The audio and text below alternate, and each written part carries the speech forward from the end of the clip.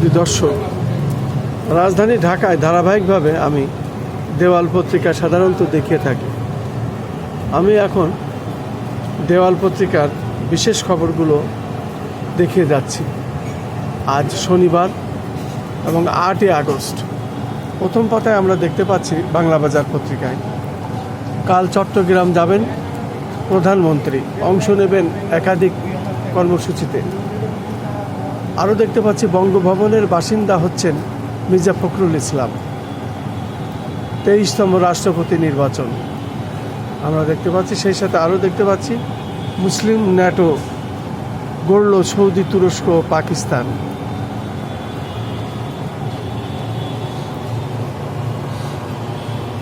পাশাপাশি দৈনিক আজকের জীবন আমরা দেখতে পাচ্ছি জন্ম নিবন্ধন না থাকা পথ শিশুদের ভবিষ্যৎ অনিশ্চিত, এবং হাম উপসর্গের 3 জনের মৃত্যু, নতুন আক্রান্ত 12 শতাধিক। সেই সাথে আমরা আরও দেখতে পাচ্ছি হাসিনা দেশে ফিরে আইনের মুখোমুখি হন, গণহত্যার বিচার হোক আইনমন্ত্রী। আরও দেখতে পাচ্ছি টেকসই গণমাধ্যম ব্যবস্থা গড়তে সাংবাদিক ও সরকার পক্ষ যৌথভাবে কাজ করছে তথ্যমন্ত্রী। পাশাপাশি আরও দেখতে পাচ্ছি এক দফা কিভাবে এসেছিল জানালেন রাশেদ খান। পাশাপাশি আরও দেখতে পাচ্ছি জুলাই সনদ ইস্যুতে আমরা 2 মেরুতে রয়েছি জামাত আমির। সেই সাথে আরও দেখতে পাচ্ছি ভূমিকম্পের মধ্যে যেভাবে রোগীকে রক্ষা করলেন জাপানি চিকিৎসকরা।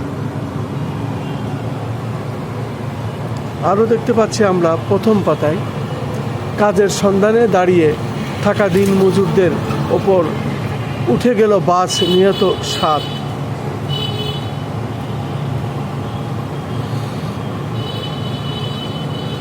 সেই সাথে আরও দেখতে পাচ্ছি গভীর সমুদ্রের সম্পদ আহরণের চেষ্টা চলছে স্বরাষ্ট্রমন্ত্রী। গণমাধ্যম শক্ত থাকলে গণতন্ত্র টেকসই হবে, মির্জা ফখরুল।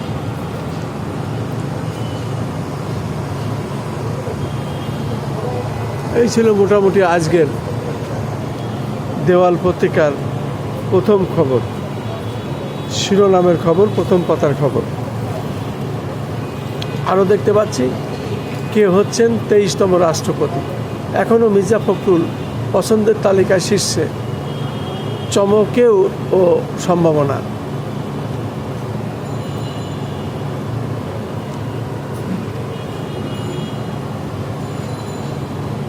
এবং প্রধানমন্ত্রী তারেক রহমান কাল চট্টগ্রাম যাবেন, দিনভর কর্মসূচি শেষে রাতে ফিরবেন।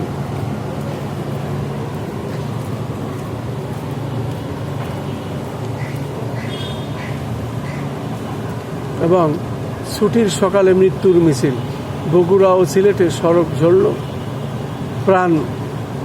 আমরা দেখতে পাচ্ছি ছুটির সকালে মৃত্যুর মিছিল, বগুড়া ও সিলেটে ঝরল 18 প্রাণ, আহত অর্ধশতাধিক। এবং মির্জা ফখরুলই এগিয়ে, কে হচ্ছেন বঙ্গভবনে, ডাক হচ্ছে সংসদের বিশেষ অধিবেশন আমরা দেখতে পাচ্ছি। সেই সাথে আমরা আরও দেখতে পাচ্ছি মহাকাশের ভবিষ্যৎ, জলরঙে ইতিহাসের আর্কাইভ, জ্যোতিষবিজ্ঞান গবেষণায় বাংলাদেশের 2 নারী।